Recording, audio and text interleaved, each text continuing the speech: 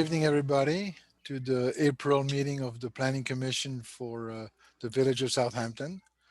Eldon Scott unfortunately could not be with us tonight, our chairperson, so I will be, he asked me to lead the meeting tonight. So right now we have Laura, Pam, and Michael as a part of the members of the Planning Commission right now in attendance, and we are expecting possibly other members.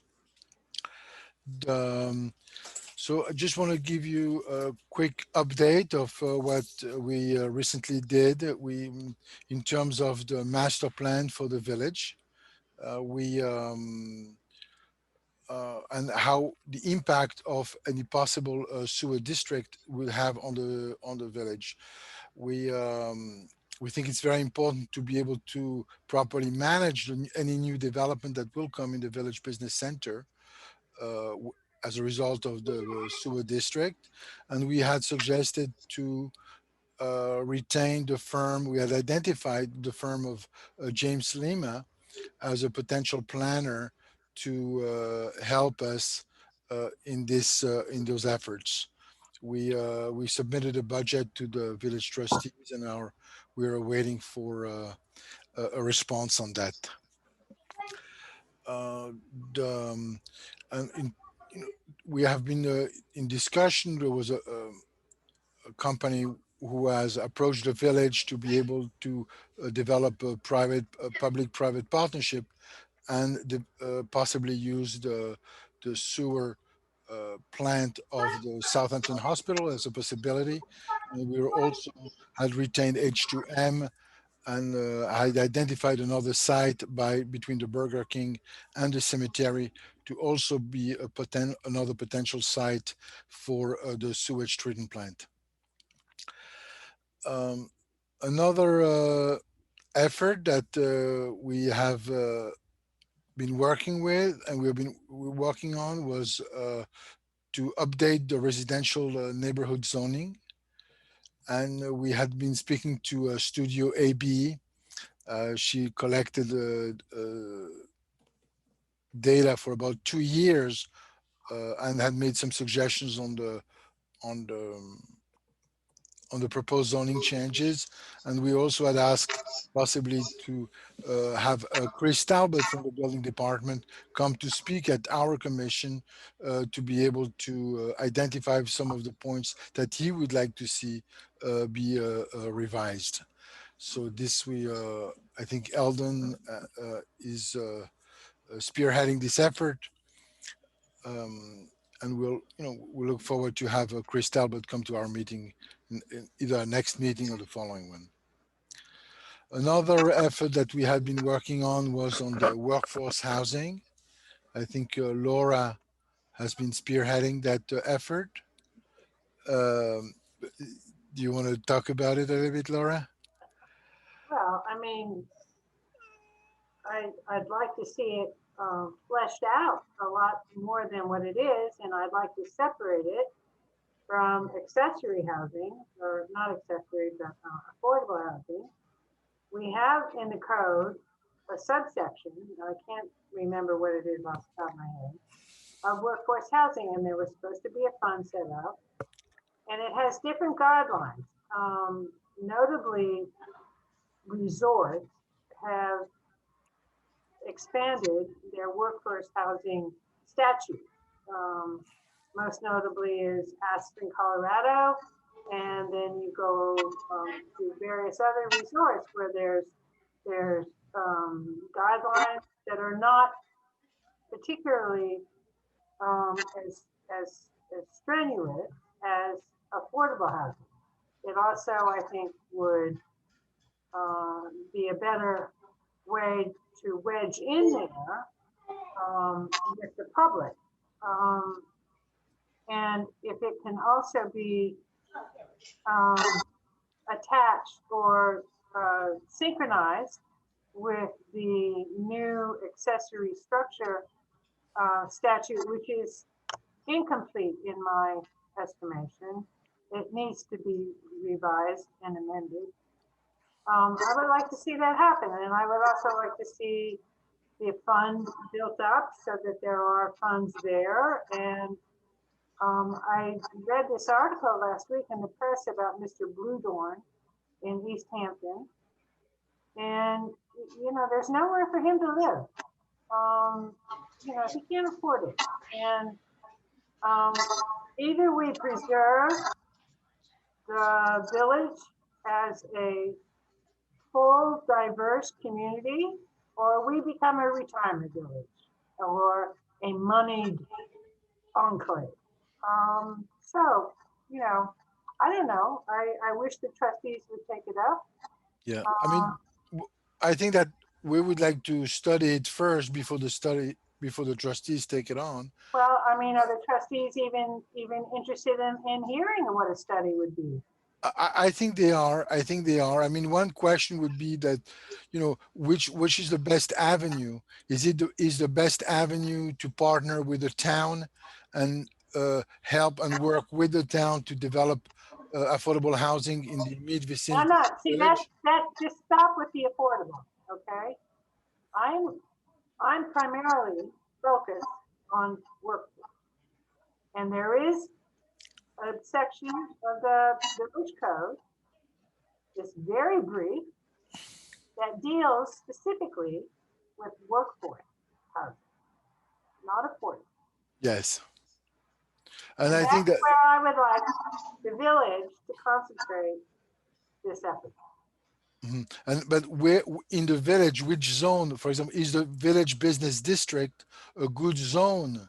Is an appropriate zone for development of workforce housing Well, Yeah. it or is, senior housing?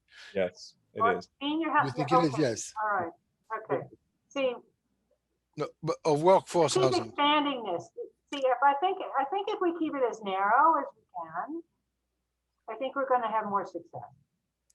And so, have you read the accessory structure, the accessory housing rewrite that was done in January? Yes. Okay. It can be somehow attached to that, or a subsection of that, but right now there is a standalone section in the village code that deals with workforce housing specifically and only. Yeah, Yes. it's 116-5 letter F, special permit use for workforce Thank housing you. development. Thank you. Thank you. Yes. So, But Michael, you think I'd love to have your take on whether you think that the village business district is the proper location oh for yeah, workforce housing or senior. Why would you limit that, Mark? Why would you limit it? well, I don't think Mark is limiting it, but ideally you want multi-use, right? You want a commercial building that has business on the bottom and some kind of workforce and or affordable housing above, so that these people are interacting with their village, so Well, that they're going to, they're certainly, going but to. if you have hospital workers or if you have teachers, why do they have to live above a business? Well, they don't have to, but I'm from a planner's perspective, this is ideal. You see, the more people who are spread out means the more cars. The idea is think Europe. We want walkability. We want people in the downtown area so that they don't have to hop in their car to get from point A to point Z. Imagine if they're teachers and they could walk to work, walk to the hospital. That means that we don't have to deal with their vehicles. Okay, but I don't think it has to be an either or type of thing. Okay. No, of course not.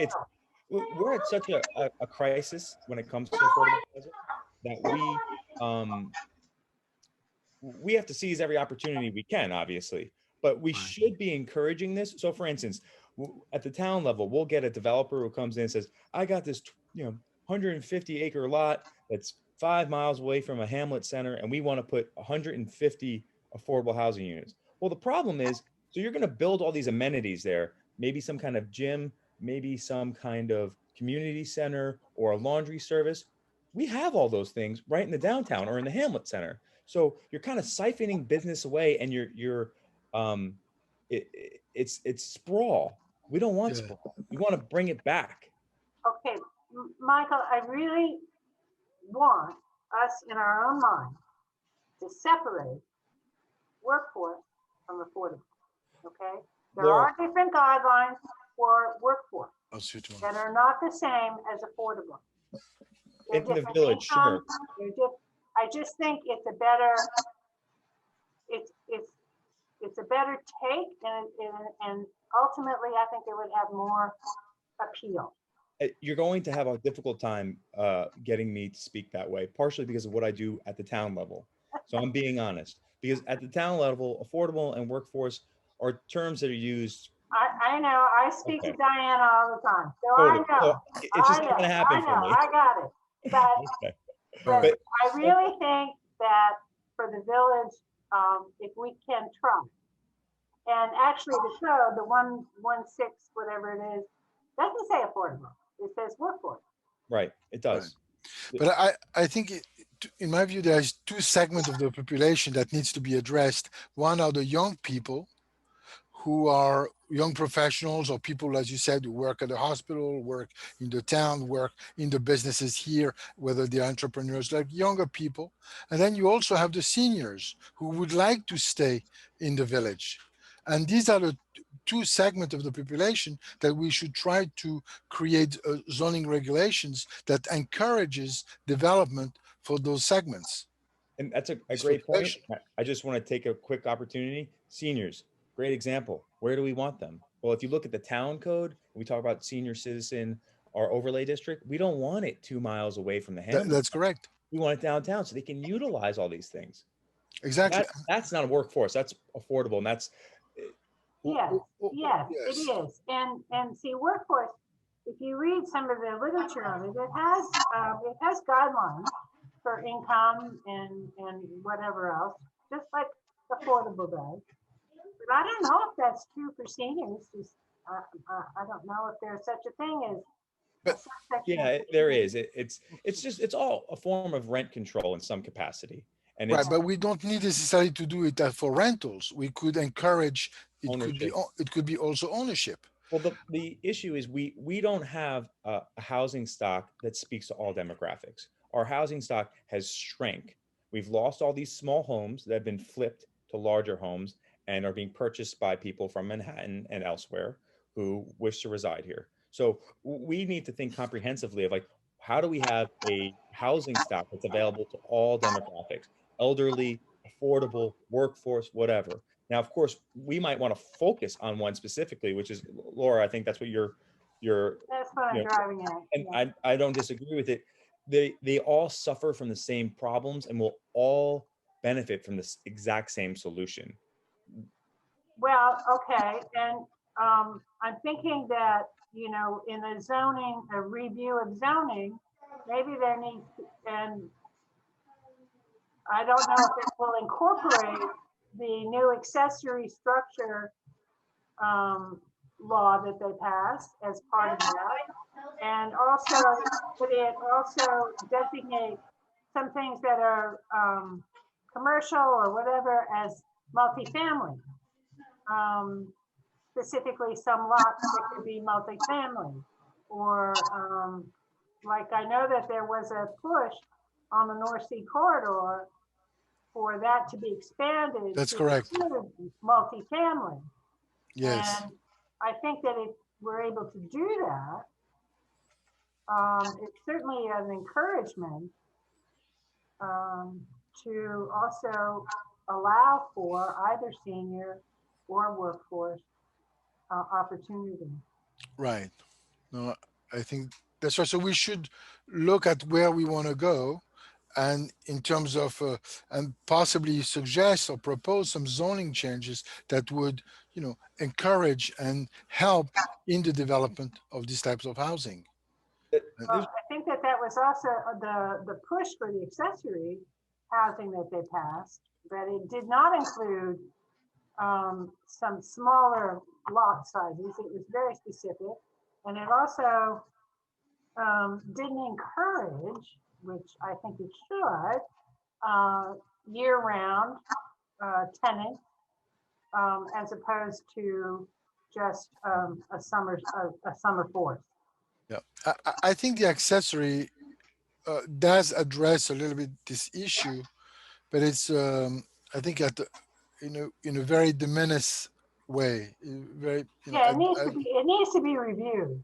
really Yes. does. It's not good.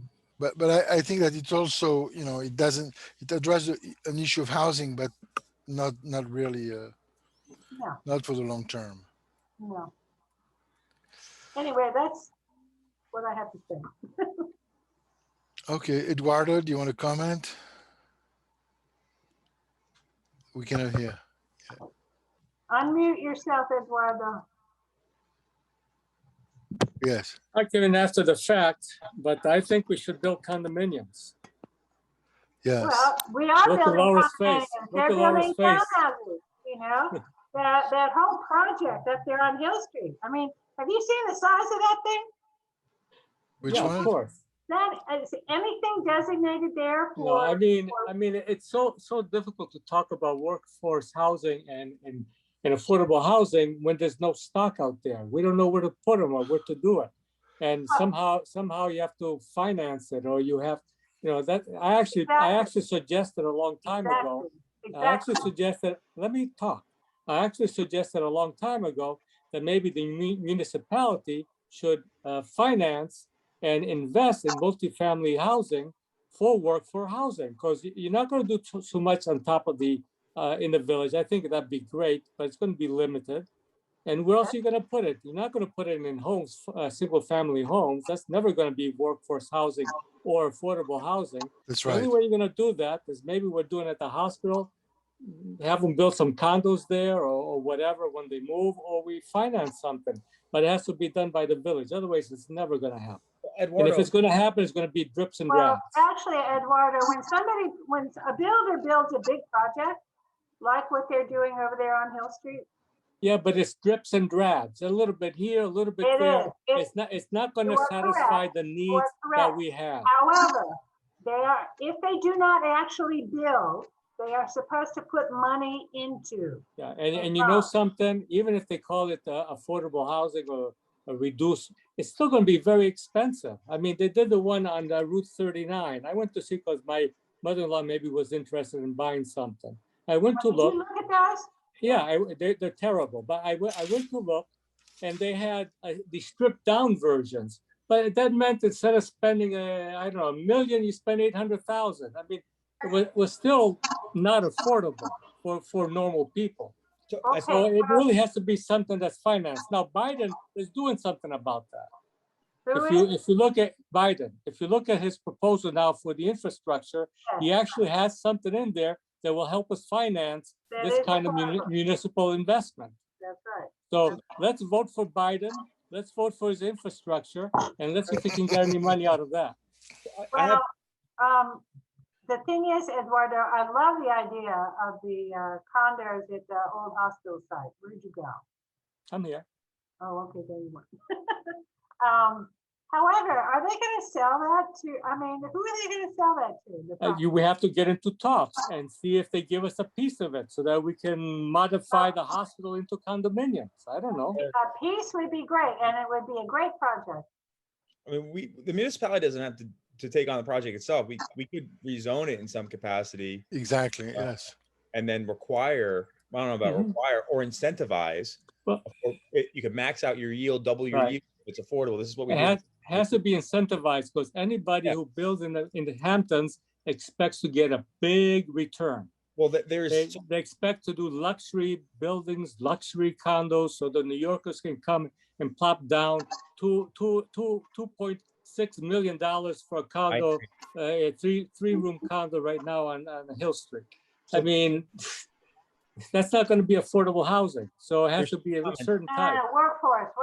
Come on, get it in your brain. there's two comments I want to make. One, at the town level, if you're doing an affordable housing development, in this case, it's called affordable housing. Right. It's under section 330-8, you get to increase your yield by a certain number if it's 100% affordable. So that's an incentivization in efforts to, get what we want as a municipality. That being said, that's one thing. The second thing I want to say is every municipality, as well as even Biden, they're all approaching this from one angle, and it's kind of the bottom up. The government has to fund this, cockamamie way in which we're going to provide housing. What if we went the other way and we started looking at the builders where we're an international market where these people come from, wherever they come from, to maximize their portfolio. If we had a moratorium, and I'm not suggesting this, I'm just thinking out loud because this is the purpose. Don't say moratorium. I love that word. If we had some kind of moratorium Don't say moratorium. We're on gonna the start all over demolition. again. on the I don't mind. demolition of smaller homes. So you Yeah. have, so what we're doing is we have a home that's 1,000 square feet. We demo it, they make it 2,000 square feet. And like Eduardo, as you said, turn it into a $2 million project. They max out the building envelope and sell it for double or quadruple the price.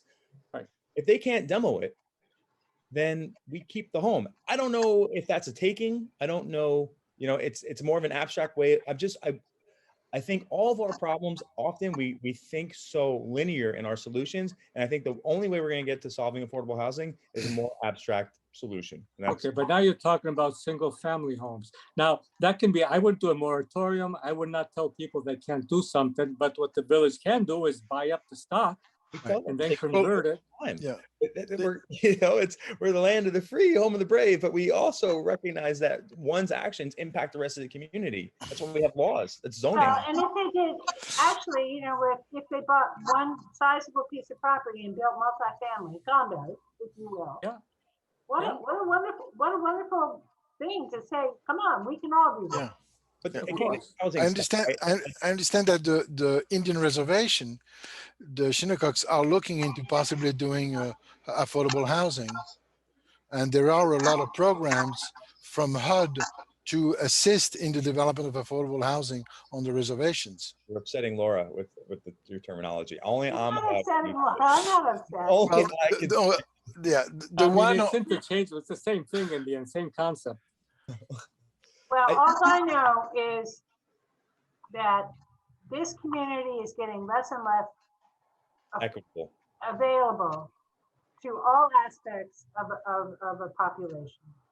And that's, and that just, it's gonna die, I mean, You're absolutely right. And the root of the problem is our housing stock has shifted to one demographic only. How do we that's preserve ridiculous. all of it? Now, of course, we can have condos, we can have rental units, we can have home ownership.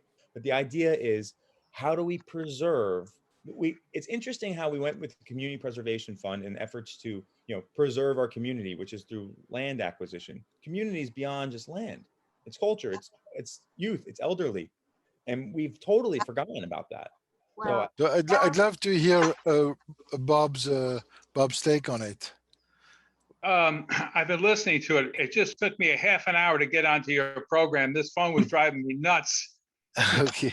But to get back to it, when you guys developed Bailey Road, at the time, my wife owned, along with my sister, 15 acres next to SYS.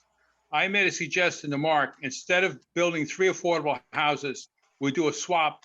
The village take the 15 acres that we have up there and develop it into affordable housing, making townhouses up there, which you would get quite a few of them up there instead of 3 houses in the village. The mayor thought it was a great idea, but the county nixed it.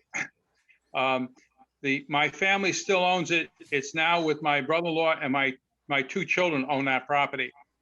I could speak to them about it and see if they'd be interested. That would give you 15 acres, and it's got city water, and I believe there's gas up there already. why did the county nix it, Bob? What's that? Why did the county nix it?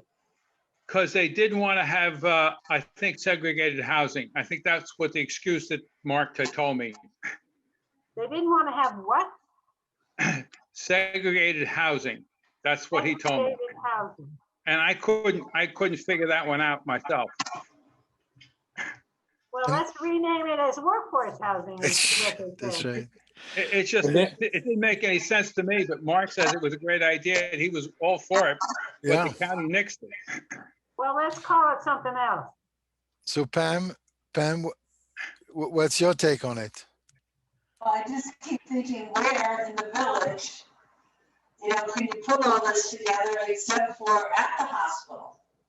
And I think making the hospital into condos would be an excellent idea. But, who's gonna let us do that? And because there's just no land left in the village.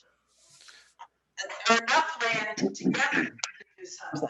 You know, remember that property that I had a big fight about years ago? I think it's near the high school that everybody was complaining, we're gonna lose our, we're gonna lose our view of the ocean and whatnot. What was his name? That bought it. He was gonna build all these houses that nothing ever got built there. So who knows? Maybe he still wants to sell it. But that's a big piece of property. It's between the hospital and the medical village there. You're talking about the Keene property, right? No. No, If they're 15, if they're 15 it was an Italian lady that owned it. An Italian name. I don't remember, but it's near. I think it's near the high school actually. I'm not sure. It's behind the high school or the hospital. I think it's behind the high school. It is a big piece of land. Bob, if you went with your proposal that you had tomorrow, if you went to Jesse and said, I want to call it workforce housing. Well, I remember there was CPF. there's workforce housing built on Sandy Hollow Road, if I remember correctly. And a builder came in, and I'm not sure how that deal worked with the town, but they built all those, I think they're condominiums or apartments, I'm not sure. No, on the end rent, of Sandy the Hollow. rentals, the rentals, HUD housing, was a- section 8. Okay. Yeah, well, that's affordable. I'm talking, okay, not Jesse, because this is in the town. You're gonna have to go to Schneiderman. As far as I can see, trying to build affordable housing in the village, that's impossible. You It's just not don't have the affordable. I land. keep saying this, okay? It's workforce. Well, housing. workforce housing has to be affordable. Otherwise, No, people but it can't has its afford it. own guidelines, Eduardo. They are different. I They are understand, but as far as money, it has to be affordable. Okay. I Yeah. think. I mean, that's- there's the although- move, the movie theater also has a pretty large property that possibly could be developed. We don't want to lose our movie theater. We should be doing. Doing some more. Yeah. That's a. No, behind the movie theater. Oh, right. We also we gotta figure out our movie theater. That's a whole All other right, thing. well, I'm out. I'm out. One more thing I'd like to say, it's almost the same problem you have with the commercial property in the village.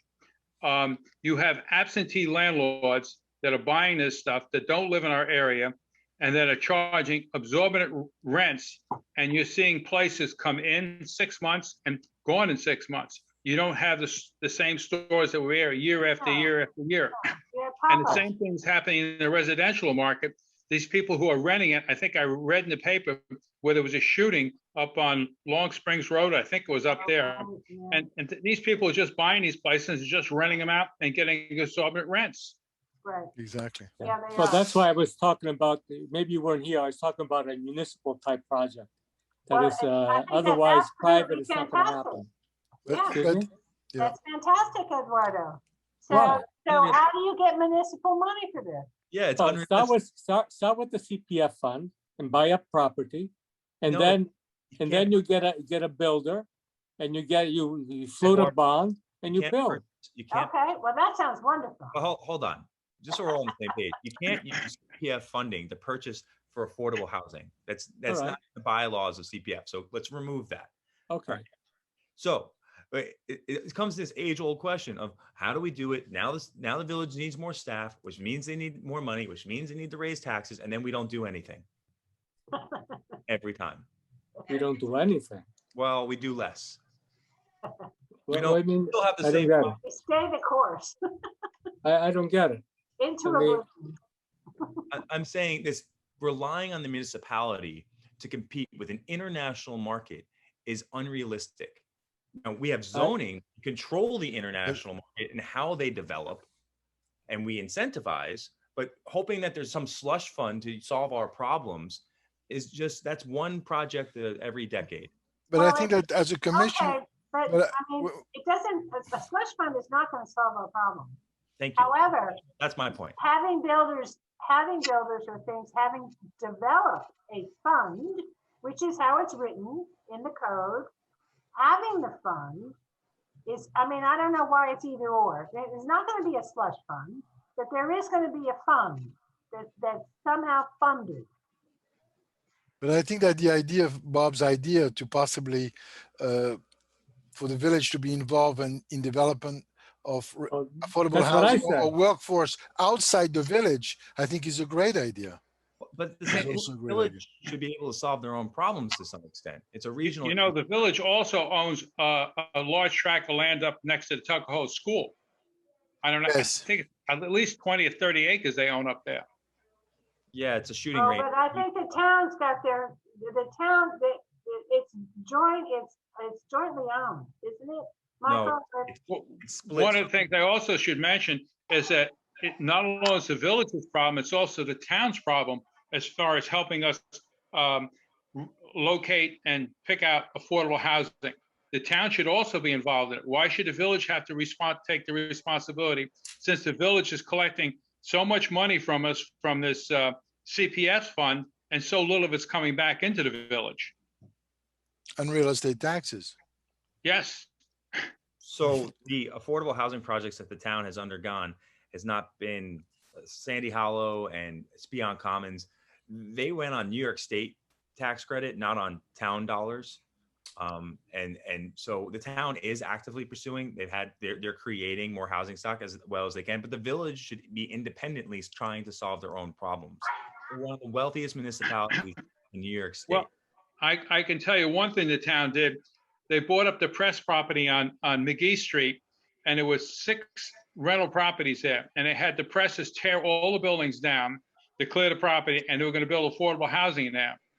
Well, that was over 10 years ago. They tore these buildings down, and the town hasn't done a thing with it. Yeah, that's one of the problems with relying on the municipality to allocate these funds. When a builder says, okay, I can either build this affordable housing unit or I can give the town money to do it. Now we're playing with a 10-year timeline on the town getting it done because we have our own obstacles. I agree with you. I think the government should stay out of it, and the private sector should be the one to get involved in it. Because anytime the government gets into it, it just doesn't happen, or it takes 50 years for it to happen. And we can do that through either mandating or incentivizing the private sector to increase our housing stock. And there are ways to do both. Right. I was But I thinking, think what I was saying before about the Shinnecock Indians is that I think that if they have plans actual plans to develop affordable housing or workforce housing, I think that maybe as a village we should possibly get involved and be part of the discussion with them in this development, in this effort. They're going So to it need doesn't, housing for all those casino workers. right? Oh, Mark, I just want to make a note. When you go on the reservation, you're going into an Indian nation. You have no insurance when you go onto that reservation. When I did work up there, I went up strictly on my own. If anything happened, I had no insurance. The fire department, many years ago, would go up and fight fires, and we were told we're not covered by any insurance. The state of New York had to finally pass a rule or legislation to cover us to fight fires up there. So you got to remember, once you go on the reservation, you're in a different country. no, I understand, but right now they seem to have a leadership that's very energetic, that they want to do something. I understand they are looking into development, residential developments under the Affordable Housing Act. So, I think that if it happens, maybe we should help them or be part of it. And like this, it can be, one hand washes the other. It could Well, also I help the think the village. location of the reservation is an ideal location for workforce housing. Absolutely. I think it's absolutely. Okay, great. I think that we had a very good discussion on affordable housing. I think that we should continue this discussion, and I would like to invite the public to come up with suggestions, recommendations, and contact any of us, or contact the trustees, or talk to us, or participate in our meeting, and come up with also ideas. We would certainly welcome everybody's input. Mark, I would like to add to any kind of zoning review, multifamily. Yes, Okay. yes, absolutely. Yes. The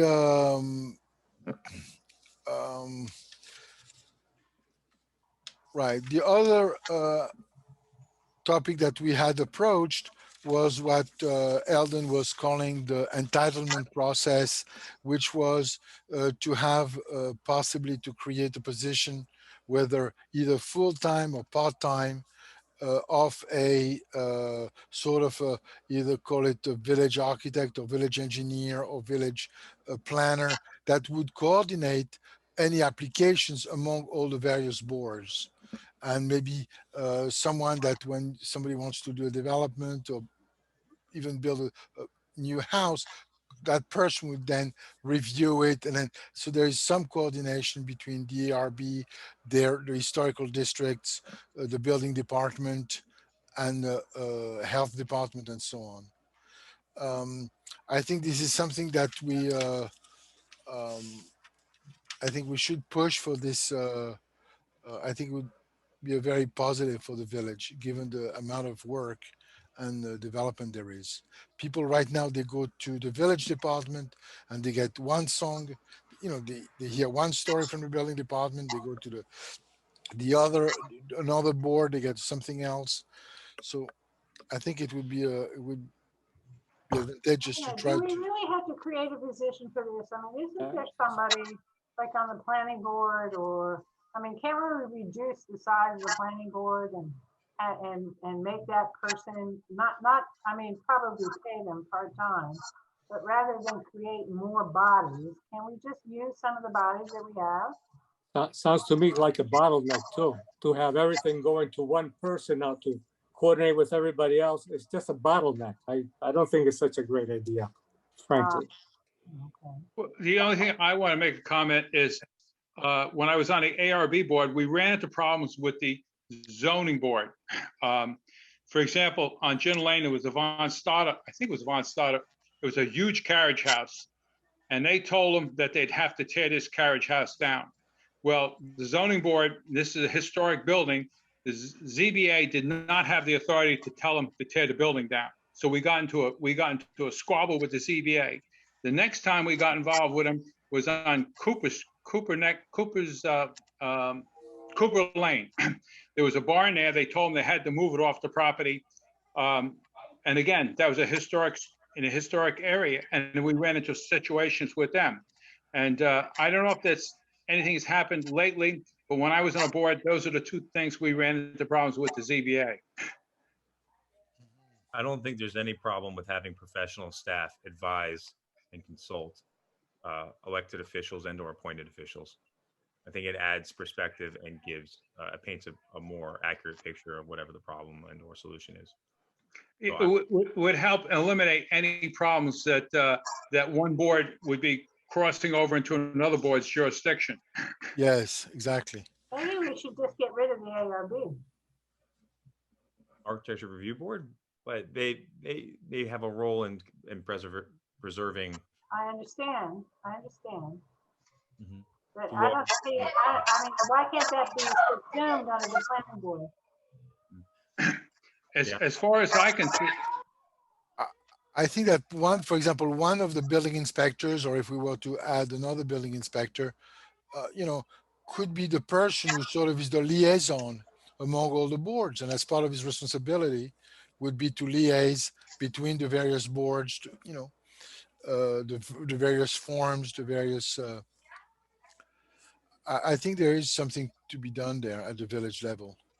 But, it's one thing to say consult, like Michelangelo said. Another thing is to liaise. That becomes a big job. So that's why I was saying it's a bottleneck. I mean, consultant is fine. Somebody that can direct to the boards and what to do is fine. I'm sorry, Pam, I interrupted you. I'm interrupting because I am on soccer duty and I must say goodbye to go to the soccer game. Okay. Okay. Have fun, All right, have bye-bye. fun. Live with our grandchildren and I must leave. Okay. Enjoy. Enjoy. Thank you. Okay, All right, all right. Thank you. Well, I I- think the onus is on the building department. Is there only one building person, Mark? Is Sorry, Chris Talbot the only building person there? No, no, there's 10. Is Yeah. it in? Is There's it, 10. that we could have a staff member come to one of our meetings and maybe they can give their perspective on what it is they need to, Yeah, I think it's a very good idea. because otherwise, when was the last time any of us went to the building department and dealt with someone? Right. I think that also there is a little, to me, there is a little conflict when people, developers or go to the building department and they speak to Chris Talbot, and then Chris gives his opinion as to what he thinks is allowed and what is not allowed.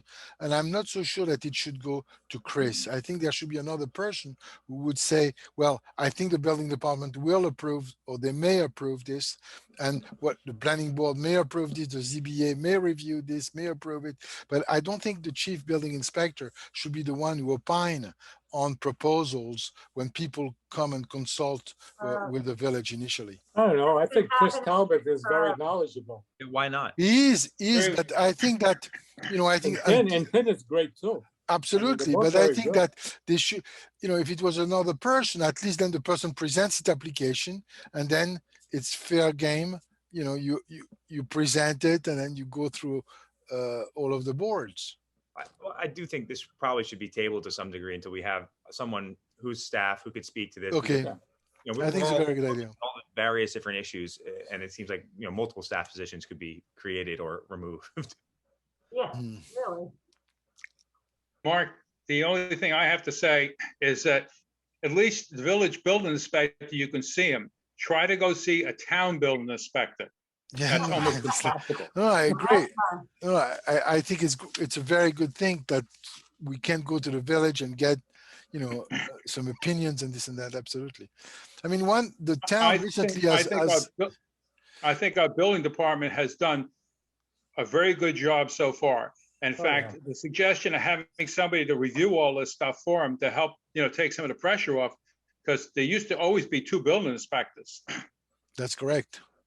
That's correct. I mean, one program that the town has implemented recently was the ability to have a Zoom meeting with a building department inspector, and I think this is a very, very good program where you're able to have speak with one of the inspectors at the town, review a project before you actually submit the application. I think that's a great idea. I think it's been Yeah. working quite well from what I've heard. Yes, it's really very, very That's good. wonderful.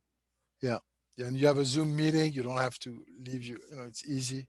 That sort of takes care of what we're talking about in a way. Yes, and it's recorded. Everything. Yeah, absolutely. Okay, fantastic. So I think that we have had some very good discussions, and unless we have any more topics to talk about, Mark, I'd like to say, I got a copy of the draft, the changing the historic properties regarding to anything over 50 years old. Has anybody Yes. gotten a copy of that? yes, I think that's a very good. I think it's moving in the right direction. Definitely. I think to keep the character of our village and keep the history and keep it's so important. Anything over 50 years old, that's, so what's 50 years? So 1960s, 1970s, that's all historic now. Right. The question is that is I mean, that it should be 100 years. I mean, Well, I was 100 just years, thinking that. yeah, I mean, I Yes. think that 100. I But, mean, a 1963 ranch, oh my. yeah that was the first reaction, but on the other side, I mean I think it's a move in the right direction. There's 3 things I'd like to mention about the draft. One of the things that they said that tennis courts and swimming pools, notwithstanding the foregoing application for building permits for interior alterations or existing buildings, tennis courts, swimming pools shall not be required to be reviewed by the Architecture Review Board. But when you get up next to a historic piece of property and say, for example, the other piece is not, that could have an impact on it. I think the board should at least look at these things. Yes, Swimming pool and tennis court. I would What agree if with they're that. 50 years old? The other thing I have on here is when they have the building inspector doing the research. I think that the owners applying for this stuff should do the research themselves instead of putting it onto the building inspector. But they could check the land tax records and see, how old the building is. Right. That- Well, That is not always accurate, Bob. That's not always accurate. Okay, I'll just say that, it's not. well, then how would you determine, then it'd be the client's word against the building inspector, whether the building's 50 years old or not? well, Well, since I think that, I think, zoning took place in 1958, if I recall. So Well, there all should I be know is records. that my house has like 3 different years of when it was built. And, it's all on the tax records, the RE record. Well, your house, it was built probably back in the 20s or 30s. Well, somewhere it says it was built in the 50s. Well, there was probably an addition put on someplace along the line. That's it. It's a historic law. I can't touch it. that's right. Yeah, right, Edward. 50 years, that's it. I'm historic. You're doomed. Don't touch me. I'm That's right. historic. The other thing I'd like to mention is that they're putting if the building inspector finds that such building is not 50 years old, he can issue a building permit. I think that the architectural review board should be making the decision. Why put the pressure on the building inspector? Yeah, that was a point that I also picked up, and that absolutely, I think it should be, and we should bring this up very strongly to the trustees, that it should be the architectural review board that makes that determination, not the building inspector. The building inspector is mandated to apply the state building code, and this is outside of the building code. Yeah, Right. absolutely. It should be the architectural review board. Mark, Not I'd the like this commission, whether it's Eldon or somebody, to go back to the trustees and have us review this accessory structure law that they pushed through in January. Yeah, okay.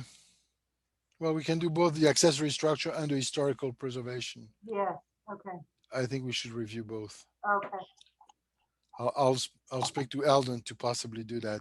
okay. And okay, thank you so much, Bob, for bringing this up. Happy Easter, happy Passover. Happy Easter. Exactly. Happy Easter, happy Passover. Happy Easter, and- everybody. Okay. Easter bunny come hopping along. All right, thank Laura, you. I hope it doesn't take me 20 minutes to figure out how to get onto this phone and get onto the meeting. Just Yes. throw the phone out the window. I was ready There you to. go. Bye. Bye-bye, Bye now. bye-bye. So we'll adjourn.